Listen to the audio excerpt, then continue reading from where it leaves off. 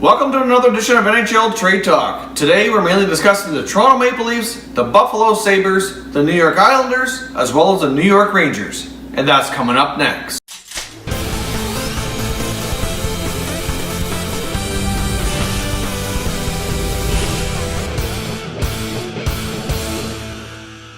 Hey everyone, and welcome back to another video here at Top Shelf Hockey. If you're new to the channel, thanks for stopping by. On this channel, we review and discuss all 31 NHL teams with an unbiased opinion. So if you love hockey, consider hitting that subscribe button and clicking the notification bell so you don't miss anything. Just want to remind you to make sure you check us out on social media.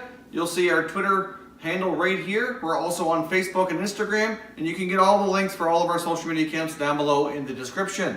So jumping into the trade rumors, let's start with the New York Islanders.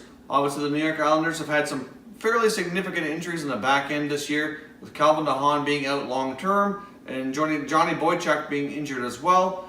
The latest speculation has it that they would certainly like to add a defenseman in order to make their playoff push here and hopefully not only make the playoffs, but to go further into the playoffs.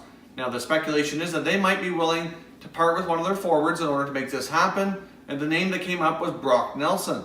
Obviously, they have some top-end guys like Tavares and Bailey and Lee having tremendous seasons, but Nelson has been a guy who has struggled a little bit this year, but has shown in the past that he can certainly be a fairly good offensive producer. So could Brock Nelson from the Islanders be on the move to land him a defenseman? Could they be a good trading partner with the Buffalo Sabres? Now, another option here, obviously Robin Lehner has an expiring contract. It's widely been speculated that he might not be in Buffalo next year. They may look to move on from him. So could we maybe see a deal with the Islanders and Sabres where the Islanders pick up Lehner and a defenseman in return for Nelson and maybe another piece. I'm not sure what other piece the Islanders would have to give up. They'd have to throw in another player or prospect or pick or something to make that work. The defenseman that I thought might make the most sense would be Zach Bogosian. I'm not sure if they're going to want that contract. If you look at some of the top guys on Buffalo's back end, the contracts aren't the best. I don't think the Sabres would want to move Ristolainen, but I thought Bogosian might be a guy that they might want to part with. I don't think they'd want to move Scandella either. You could look at a guy like a Josh Georges. I'm not really sure that's exactly what the Islanders would want. So let me know in the comments what you think of that move. Does it make sense for both teams? And do you see it possibly happening? So moving on now, let's talk about the New York Rangers. Now, the Rangers apparently are also in the market. Obviously, they've had some things happen recently. They kind of changed things a little bit for them. Obviously, with Chris Krieder going down with injury due to the blood clot issue, and then now it's been reported that he's having rib surgery. And it is a possibility that Chris Krieder could be out to the end of the year. I mean, it's certainly going to be a long-term issue for sure, but it could be season-ending.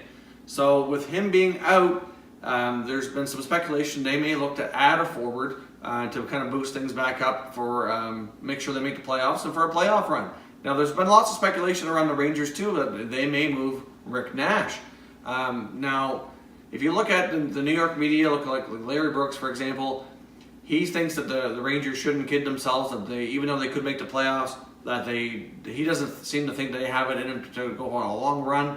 That they might as well part with Nash now while they can to get something in return. Even though that the likely speculation has it that they probably only get a second-round pick back, or maybe a second-round pick and not a grade A prospect, but some sort of prospect in return. But I don't really think there's a whole lot of a market out there for Rick Nash. The way he's been playing, I'm not sure that that it really makes a lot of sense. So personally, I think the Rangers ride that out. I think they keep Nash and they deal with that contract in the offseason. I'm relatively confident he won't re-sign in New York unless he's willing to take a significant pay cut. I think the Rangers will look to add a forward instead of dropping another one off the roster. So now what I'm going to ask you in the comments is, who do you think would be a good fit for the Rangers to pick up? Obviously, Chris Krieder, somebody who normally plays in their top six and certainly can produce a fair bit of offense for them. So obviously, they're going to look to replace with a similar type player. So leave some comments down below. Who do you think the Rangers should take a look at and see who they can add to their roster to make this playoff run? Widely speculated, and I think highly, highly likely that Evander Kane does get moved. Now, the latest speculation here from the Hockey Insiders is that what Buffalo's going to want here. They're going to want a first-round pick. They're going to want a top prospect, and they may also ask for a conditional draft pick which the main point there would be if he re-signs with the team he's traded to, that they get an additional draft pick from that team. So I think that kind of makes sense. I don't blame Buffalo for wanting that. I mean, obviously they could trade him as a rental, but if that team ends up signing him long term and getting more out of it, then I don't blame them for wanting that included. Now, obviously, if you look around the teams that have been speculated to have interest in Kane, the Sharks and the Blues are probably the teams that make the most sense. You could maybe take a look at LA as well in that mix, but if you analyze the situation and look at what they all have for prospects and picks available, what they could trade in return for him, it's really hard to say. I think St. Louis makes a lot of sense. They have the biggest prospect pool amongst all of those teams. I'm not sure if they have the draft pick that Buffalo would want in return, but they have a big prospect pool that maybe instead of getting a first rounder, maybe they'd go for 2 prospects. I don't know. So where do you think is the most likely landing spot for Evander Kane? Personally, I'm going to say San Jose or St. Louis, but I think St. Louis is the more likely option given that they have way more of the prospects that they could move in order to land this guy.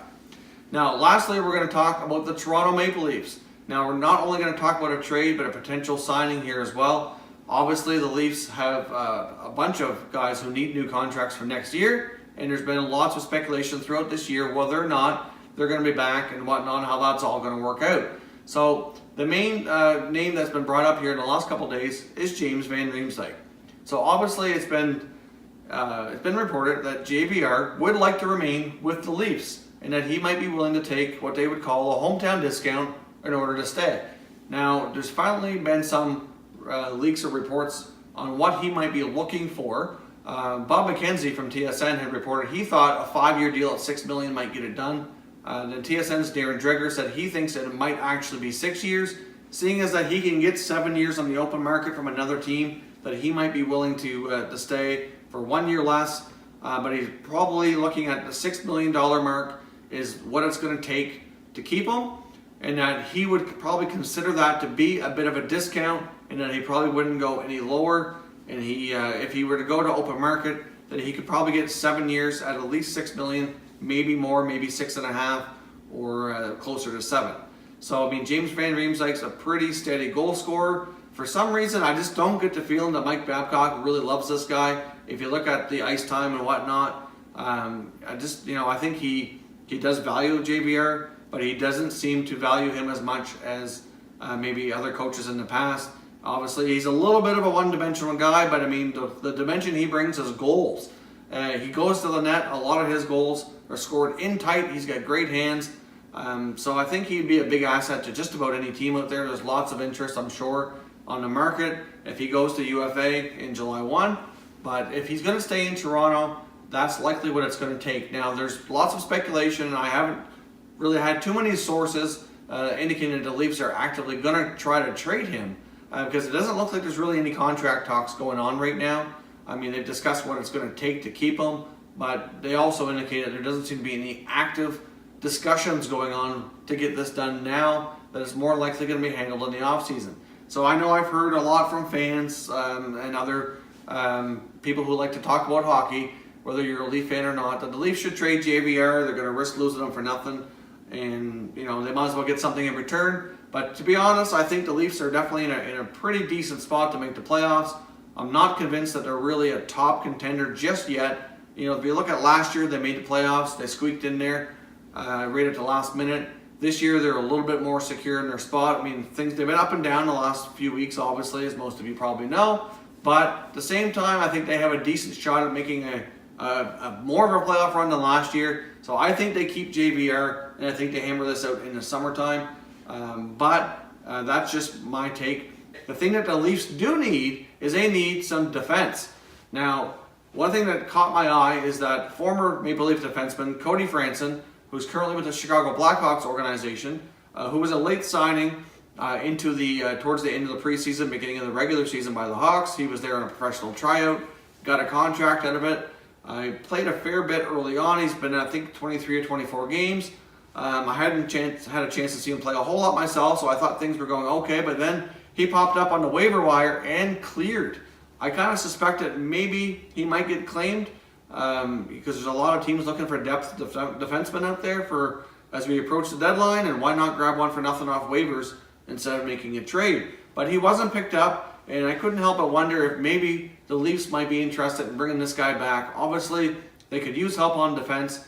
I think they could really use a solid top 4 guy. I'm not convinced they're going to go out and make that move, though, before the trade deadline. I think they're going to try to develop more within. I think they have some guys, now that we've seen some of the other younger defensemen have a chance to play a little bit more. I think that there's a pretty good chance that they may have some answers within. They just need to be a little bit more patient. I mean, Travis Dermott's looked fantastic. Borgman's not too bad as well. I mean, I think between Borgman and Dermott, you got Riley, you got Gardner, Zaitsev, Hainsey. Like, I'm not sure they really need a top 4. That's what a lot of reports have indicated. I think if anything, they add a depth defenseman, somebody who can be like a 6-7 guy. I don't understand why Babcock plays Polak so much, but he seems to really love Roman Polak, so I'm not sure his ice time is going to go down a whole lot. But it was nice to see them give Dermott a chance to play a little bit more. He looked quite comfortable out there in the game I saw him playing, and I think he's got a fairly bright future. So I think, obviously, with the Maple Leafs, could they, even though they didn't claim him on waivers, could they come back to the Hawks, maybe make a minor move, pick up Cody Franson? And there has been speculation, after I mentioned about Eric Branson, possibly Vancouver maybe being a good fit. I have seen some reports since then indicating that there was rumors that they were talking. So when I first made that video, that was just my thoughts, but it looks like that could be a possibility. Leave some comments for the Leafs. Do you think it makes sense for them to pick up some depth defensemen for the playoffs? And do you think that Eric Branson or Cody Franson could be the answer, and would it be worth picking up either one of those guys? So if you love keeping up with all the NHL trade rumors and you want an unbiased hockey discussion on all 31 NHL teams, then consider subscribing today to Top Shelf Hockey. Don't forget to follow us on social media. You'll see our Twitter handle here. The other links are in the description. We're also on Facebook and Instagram, and we'll catch you next time.